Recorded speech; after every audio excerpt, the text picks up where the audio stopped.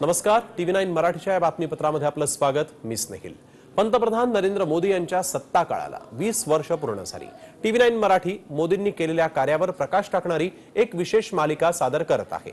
मोदी यांनी भारताच्या आर्थिक विकासासाठी दिलेल्या आत्मनिर्भरतेचा मंत्र आपण पाहूया. भारत के खाद्य विधाता आप सबको नरेंद्र मोदी के नमस्कार.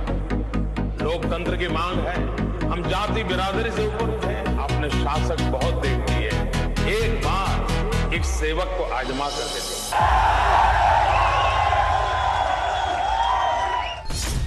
7 वर्षांपूर्वी म्हणजेच 2014 मध्ये हाच उद्देश ठेवून मोदी पंतप्रधानपदी विराजमान झाले. मैं नरेंद्र दामोदर दास मोदी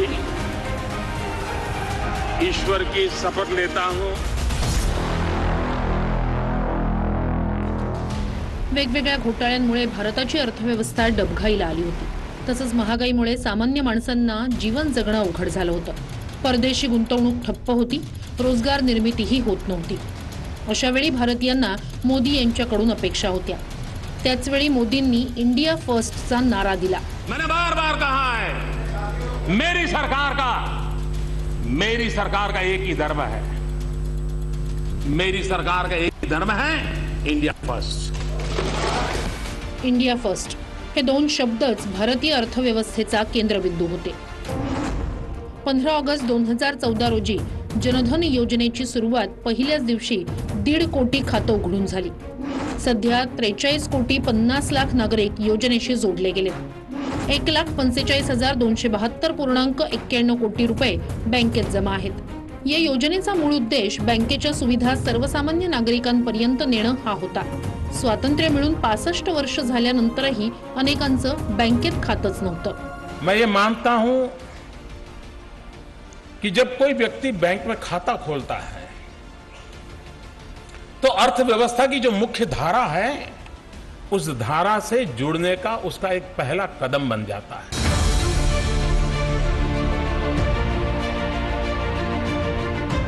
सर्वसामान्यांना अर्थव्यवस्थेशी जोडण्यात जनधन योजनेनं महत्त्वपूर्ण भूमिका निभावली. मात्र बँकेत खातं उघडल्यानं पैसे जमा होणार नव्हते. त्यासाठी गरज होती रोजगार निर्मितीची. 25 सप्टेंबर 2014 रोजी मेक इन इंडियाची घोषणा झाली. 2022 पर्यंत आणखी 10 कोटी रोजगार निर्मितीचा उद्देश ठेवण्यात आला. उद्योग वाढीसाठी लायसन्स राज रद्द करण्यात आलं. आज भारत का मंत्र है make in India, for India end for the world. Make in India फक्त नारा नव्हता. मेक इन इंडियामुळे अर्थव्यवस्थेची घसरलेली गाडी पुन्हा रुळावर आणायची होती. संरक्षण क्षेत्रात 100% थेट परदेशी गुंतवणुकीला मंजुरी. रेल्वे पायाभूत सुविधांमध्ये 100% थेट परदेशी गुंतवणुकीला मंजुरी. विमा क्षेत्रातही परदेशी गुंतवणुकीची मर्यादा हटवली. 1 जुलै 2017 मध्ये देशभरात GST लागू झाला.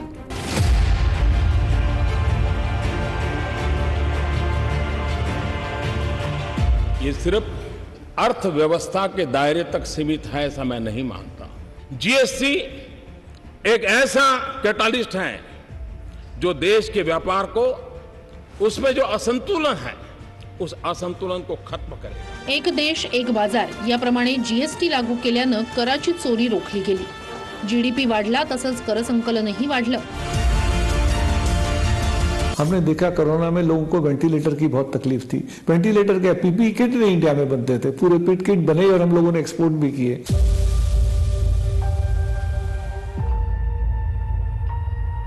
पंतप्रधान मोदी यांनी घेतलेल्या साहसी निर्णयांमुळे अर्थव्यवस्थेनं वेग पकडला. मात्र त्यातच कोरोना महामारीमुळे अर्थव्यवस्थेला ब्रेक लागला. लॉकडाऊनमुळे सगळी अर्थव्यवस्था ठप्प झाली. अनेकांच्या नोकऱ्या गेल्या. याच काळात पंतप्रधानांनी आत्मनिर्भर भारताचा नारा दिला. आत्मनिर्भर भारत की ये भव्य इमारत 5 पिलर्स पर खड़ी होगी. पहला पिलर इकोनॉमी. एक ऐसी इकोनॉमी जो इंक्रीमेंटल चेंज नहीं बल्कि क्वांटम जंप लाए. दूसरा पिलर इंफ्रास्ट्रक्चर. एक ऐसा इंफ्रास्ट्रक्चर जो आधुनिक भारत की पहचान बने. तीसरा पिलर हमारी सिस्टम। ज्यावेळी संपूर्ण जग कोरोना महामारी सोबत लढत होतं, त्याच वेळी भारत आत्मनिर्भरतेचा नारा देत पुढे जात होता.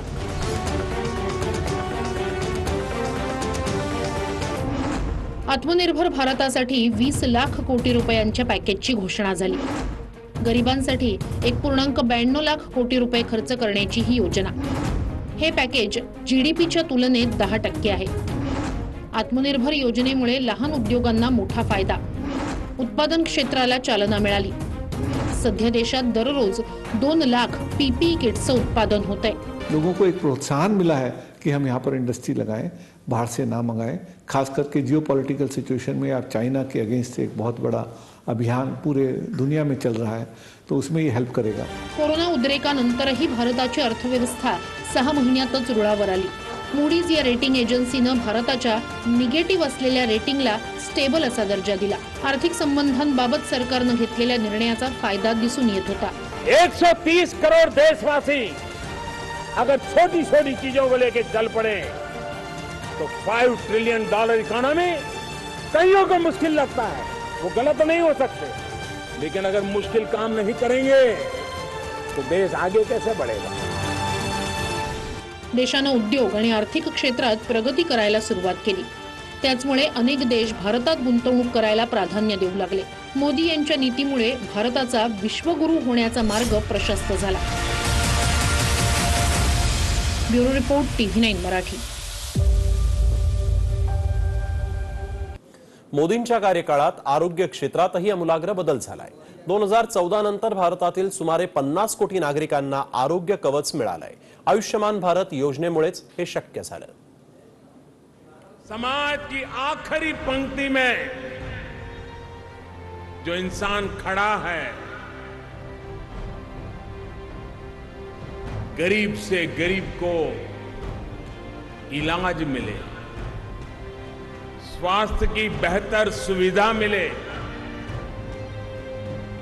इस सपने को साकार करने का एक बहुत बड़ा अहम कदम इस बिरसा मुंडा की धरती से उठाया जा रहा है. 23 सप्टेंबर 2018 रांची, झारखंड. सुमारे 2 वर्षांपूर्वी झारखंडच्या राजधानीत मोदी यांनी जगातील सर्वात मोठ्या आरोग्य योजनेची घोषणा केली. भारत की संकल्प शक्ति ही है कि दुनिया की सबसे बड़ी हेल्थ केयर स्कीम हम भारत में सफलता के साथ चला रहे हैं. स्वातंत्र्याच्या 70 वर्षानंतरही भारतातील नागरिकांना आरोग्यासाठी कोणतीही चांगली योजना नव्हती. इलाज करण्यासाठी पैसे नसल्यानं अनेक नागरिक दवाखान्यात सुद्धा जात नव्हते. आयुष्यमान योजनेअंतर्गत खासगी आणि सरकारी दवाखान्यात 5 लाख रुपयांपर्यंत आरोग्य विमा कवच होतं. योजनेची सुरुवात होताच 2 कोटी लोकांना आरोग्य कार्ड देण्यात आलं. आयुष्यमान भारत मोदी यांचा ड्रीम प्रोजेक्ट आहे. त्यामुळेच या योजनेला 3 वर्ष पूर्ण झाल्यानंतर त्यांनी आयुष्यमान भारत डिजिटल मिशन योजनेला सुरुवात केली. प्रत्येक नागरिकाचं हेल्थ कार्ड तयार होणार. नागरिकांना आपली आरोग्यविषयक सर्व माहिती एका क्लिकवर उपलब्ध. ऑपरेशन आणि इतर निदानासाठी 400% वाढ. लाखों ऐसे साथी हैं जो इस योजना से पहले अस्पताल जाने की हिम्मत ही नहीं जुटा पाते थे, टालते रहते थे, वो दर्द सहते थे, जिंदगी की गाड़ी किसी तरह खींचते रहते थे, लेकिन पैसे की कमी की वजह से अस्पताल नहीं जा पाते थे. इस तकलीफ का एहसास ही हमें भीतर तक झकझोर देता. आता सामान्य नागरिकांना मोठ्या हॉस्पिटलमध्येही उपचाराची सोय झाली. आतापर्यंत 16 कोटी नागरिकांना कार्डचं वितरण करण्यात आलं. जनशक्ति की ताकत को महसूस करके मोदी जी ने सबका साथ, सबका विकास, सबका विश्वास और सबका प्रयास ये सूत्र दिया है। ये सूत्र केवल नहीं है, ये देश की जनता के लिए एक मंत्र है। ये मंत्र की ताकत क्या है, ये कोरोना क्राइसिस की स्थिति में हमने देखी। पंतप्रधान मोदी यांनी आरोग्य क्षेत्रात आमूलाग्र बदल घडवून आणले। त्यामुळेच देशातील 50 कोटी कुटुंबांना म्हणजेच सुमारे 40% लोकांना आरोग्य कवच मिळाले। भारत के हेल्थ केयर सिस्टम को ट्रांसफॉर्म करना है, स्वस्थ समाज का निर्माण करना है, तो हमें होलिस्टिक सोच के साथ काम करना होगा। पारंपरिक और आधुनिक इलाज की साझा ताकत को मजबूत करना होगा। आयुष और मॉडर्न हेल्थ केयर का एक साथ एक बराबर विकास होगा, तभी बेहतर स्वास्थ्य समाधान हम तैयार कर पाएंगे। कोरोना सारख्या महामारीमुळे आरोग्य विम्याचं महत्त्व वाढलं। मोदी यांच्या दूरदृष्टीमुळे भारताचं आरोग्य क्षेत्र आत्मनिर्भर होत आहे। मोदींमुळेच सर्वसामान्य नागरिकांनाही आरोग्य कवच लाभलंय। Bureau report, TV9 Marathi. आर्थिक क्षेत्र आणि आरोग्य क्षेत्रातील सुधारणांनंतर मोदी स्वच्छतेबाबतीतही आग्रही होते। मोदी यांच्या प्रयत्नांमुळेच स्वच्छ भारत अभियानाला जन आंदोलनाचं स्वरूप प्राप्त झालं।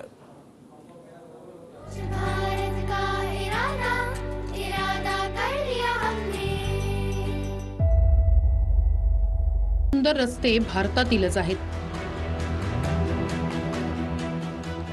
याच रस्त्यांवर पायी चालणंही अवघड होतं। अनेक शहरांमध्ये कचऱ्यांचा डोंगर दिसून येत असे। मात्र आता 7 वर्षांनंतर स्वच्छतेच्या बाबतीत शहरांपासून ते खेड्यांपर्यंत मोठी जागृती झाली। देशभरात 90% नागरिकांच्या घरात शौचालय, ग्रामीण भागात 9.28 कोटी शौचालयांची उभारणी, शहरी भागात 58 लाख शौचालयांची उभारणी, शहरी भागात 5 लाख सार्वजनिक शौचालय। क्या हमारा देश स्वच्छ नहीं हो सकता है? अगर 125 करोड़ देशवासी तय कर लें कि मैं कभी गंदगी नहीं करूंगा, तो दुनिया की कौन सी ताकत है जो हमारे शहर गांव को आकर के गंदा कर सके? क्या इतना सा संकल्प नहीं कर सकते? नरेंद्र मोदी यांनी स्वच्छता अभियानाला जन आंदोलनाचं रूप दिलं। मोदींच्या धोरणात स्वच्छतेला प्राधान्य होतं। 2 ऑक्टोबर 2014 रोजी स्वच्छ भारत अभियानाची सुरुवात। 5 वर्षात स्वच्छ भारत अभियानातील उद्दिष्ट पूर्ण करण्याचं लक्ष्य। पंतप्रधान मोदी यांनी स्वच्छ भारत अभियानात स्वतः झाडू मारून सक्रिय सहभाग घेतला। देशभरातील अनेक सेलिब्रिटींनी या मोहिमेत सहभाग घेतला। त्यामुळे आपोआपच लोकांमध्ये स्वच्छतेबाबत जनजागृती झाली। अनेक खेड्यांमध्ये शौचालय बांधणीचं काम वेगानं सुरू झालं। सुमारे 4042 शहरं हागणदारी मुक्त झाली। त्यामुळेच मोदी यांनी नुकतंच स्वच्छ भारत मिशन अर्बन 2.0 लॉन्च केलंय। 2014 पर्यंत भारतात फक्त 20% कचऱ्यावर प्रक्रिया व्हायची। सध्या दररोज 70% कचऱ्यावर प्रक्रिया होते। 100% कचऱ्यावर प्रक्रिया करण्याचं उद्दिष्ट आहे। स्वच्छता हर किसी का, हर दिन, हर पखवाड़े, हर साल पीढ़ी दर पीढ़ी चलने वाला महाअभियान है। स्वच्छता ये जीवन शैली है, स्वच्छता ये जीवन मंत्र। दरवर्षी गांधी जयंती निमित्त स्वच्छतेबाबत कागदोपत्री संकल्प केला जात असे। मात्र मोदी यांनी स्वच्छता ही संकल्पापुरतीच मर्यादित न ठेवता तिला सवय बनवलं। म्हणूनच आज देशातील शहर आणि गावांचा चेहरा मोहरा बदलतोय। Bureau report, TV9 Marathi. कोणत्याही देशाचा विकास महिला सशक्तीकरणाशिवाय शक्यच नाही। त्यामुळे मोदी यांनी 2014 पासून मुली आणि महिलांच्या सबलीकरणासाठी विविध योजना आणल्या।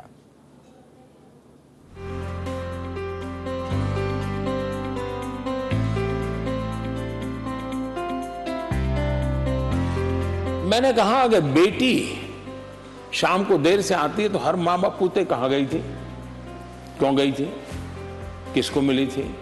फोन पे बात करते माँ देखते, बात बंद करो, किससे बात कर रही थी, किसके बात करते। अरे बेटियों को तो सब पूछ रहे हो, कभी बेटों को तो पूछो कहाँ गए थे।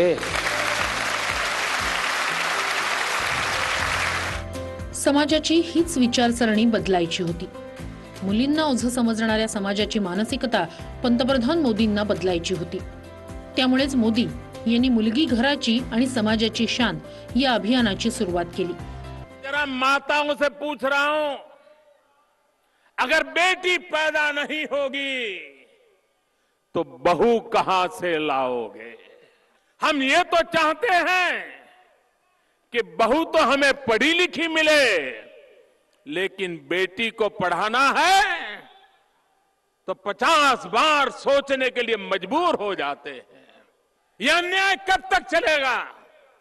ये हमारी सोच में ये दोगलापन कब तक चलेगा? 22 जानेवारी 2015 रोजी मोदींनी हरियाणाच्या पानिपत इथून मुलगी वाचवा मुलगी शिकवा या अभियानाची सुरुवात केली. जो पर्दा हट रहा है वो प्रचार महान है, एक प्रतीक रूप में जिसे यहाँ पर ई फ्लैग किया है प्रधानमंत्री महोदय ने.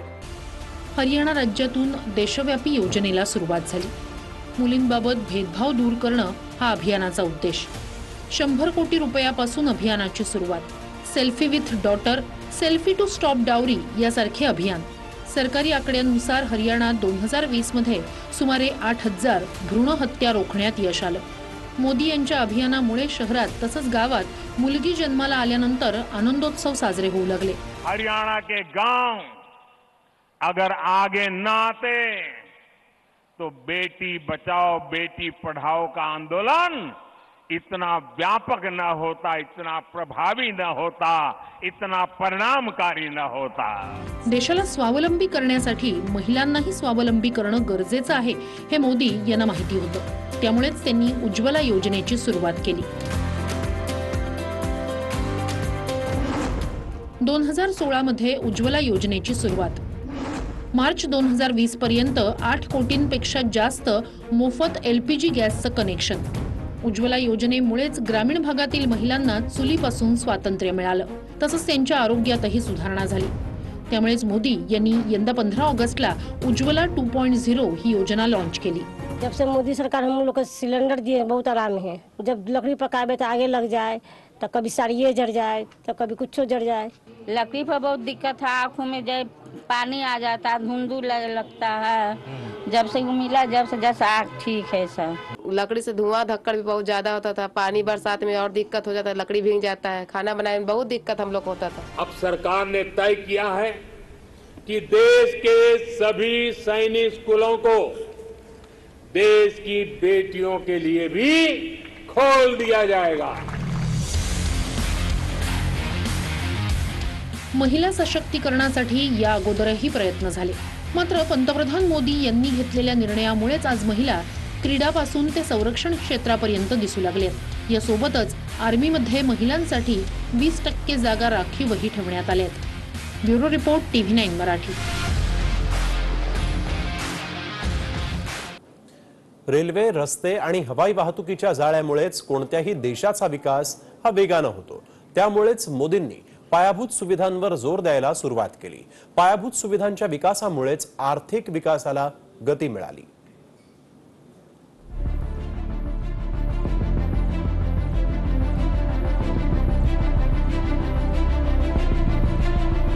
हम चले या न चले, हम करे या न करे, देश चल पड़ा. 2013 नंतरच देशातील राजकारणाची दिशा आणि दशा बदलण्यास सुरुवात झाली. देश चल पड़ा.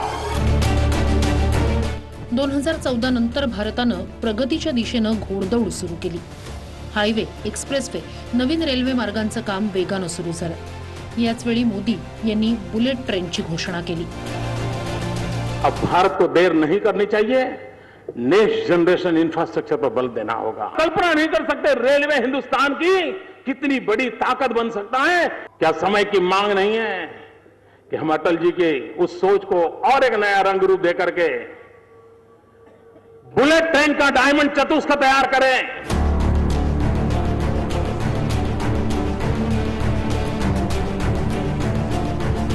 14 सप्टेंबर 2017 रोजी पंतप्रधान मोदी आणि जपानचे पंतप्रधान शिंजो आबे यांनी देशातील पहिल्या बुलेट ट्रेनच्या प्रकल्पाचं भूमिपूजन केलं.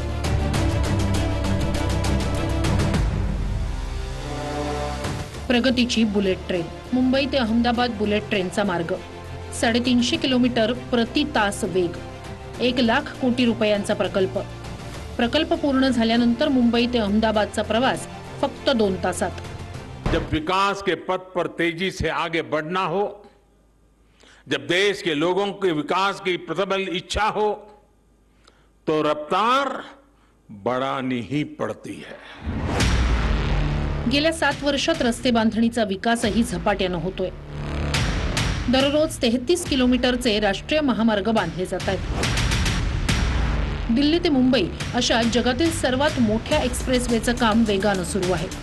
आदरणीय मोदी जी ने इसका जब शिलान्यास किया था तब मैंने कहा था कि ये हमारे एक सपने का प्रोजेक्ट है, हमारी आस्था, अस्मिता और स्वाभिमान का प्रोजेक्ट है.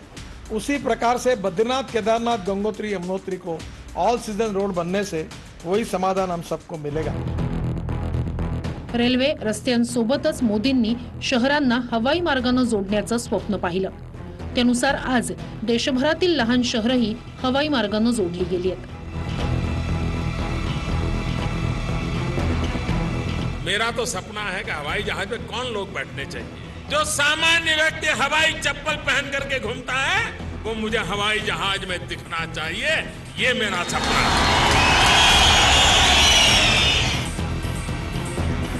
भारतात सध्या 100 पेक्षा जास्त विमानतळांवर हवाई वाहतूक सुरू आहे. आणखी 5 विमानतळांचं काम वेगानं सुरू आहे. सामान्य माणसांसाठी स्वप्नवत वाटणारा विमान प्रवास मोदी यांच्या नीतीमुळे सत्यात उतरलाय. Bureau report TV9 Marathi.